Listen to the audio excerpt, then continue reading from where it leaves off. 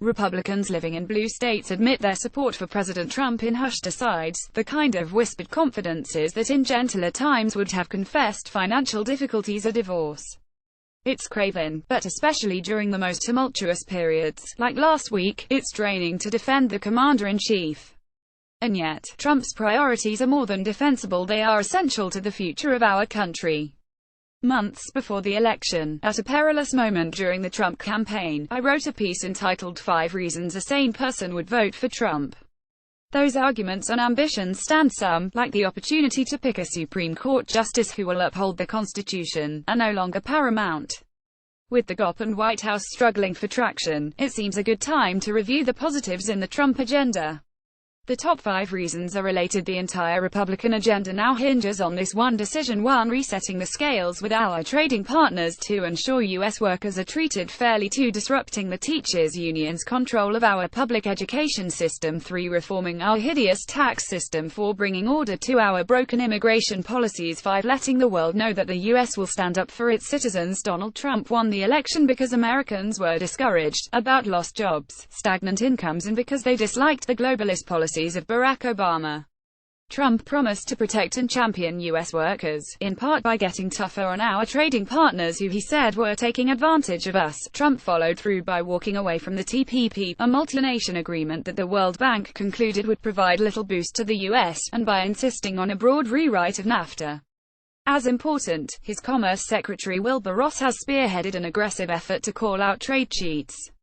Related: Trump to finally crack down on China's hacks, theft and lies at U.S. expense. In a recent opt in The Wall Street Journal, Ross noted that many of the countries attacking Trump's tough trade talk are in fact the very same that impose substantial barriers to trade. The U.S. runs a big trade deficit with China and the EU in part because those partners protect their domestic industries with lopsided tariffs and other impediments. For instance, China's tariffs are higher than those of the U.S. in 20 of the 22 major categories of goods. Europe slaps higher fees on 17 of 22 classes of products. For instance, Ross notes that the EU charges a 10% tariff on imported American cars while we reciprocate with a 2.5% tariff. China adds 25%, Ross writes. Today, Europe exports 1.14 million automobiles to the US, nearly 4 times as many as the US exports to Europe. Ross is pushing back, and to date has brought 54 actions before the WTO this year. High time too. It's good to see someone fighting for U.S. workers. Meanwhile, Betsy DeVos continues to be a firm advocate for school choice, anathema to the education industrial complex. That money, and it's always about money, should be diverted from failing public schools as an existential threat to the country's powerful teachers' unions.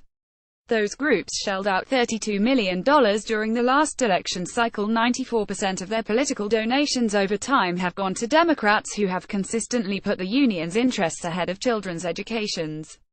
A recent New York Times opinion piece noted that the gap between the earnings of American blacks and whites has failed to narrow over the past 5 decades, across all income levels. Can anyone deny that poor public schools are part of the problem in New York? Just a couple of years ago, testing revealed that only 1 in 5 black kids could read and write at grade level, way below their white and Asian counterparts.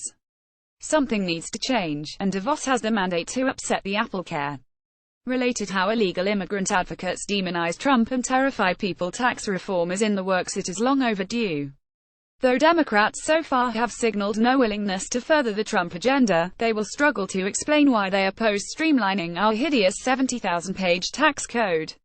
In a 2015 Pew survey, 72% of respondents said they were bothered by the complexity of our tax system. More said they paid too much in taxes. Our corporate tax policies also need a reset. Alone amongst developed nations, we tax income earned and taxed abroad when those monies are repatriated. As a result, U.S. corporations have piled up hundreds of billions of dollars outside the country. Some companies have used those funds to build manufacturing plants overseas, rather than pay a stiff penalty to bring the money home. This needs to be fixed. Away from the White House soap operas, tax policy gurus have been meeting daily to craft a simpler, fairer code. They will encounter opposition from the left and the right, but, disgraced by the failure of healthcare reform, GOP leaders are committed to success on the tax front. They have made significant compromises to that end already, like junking the border adjustment tax. Most likely, they will also scale back the proposed cuts in the corporate rate, from 15% to perhaps 20% or 25%. Further, they may not demand a permanent fix, which raises the requirement for revenue neutrality, but rather focus on a 10 or 15-year horizon. In our country, that passes for permanent, and will likely succeed.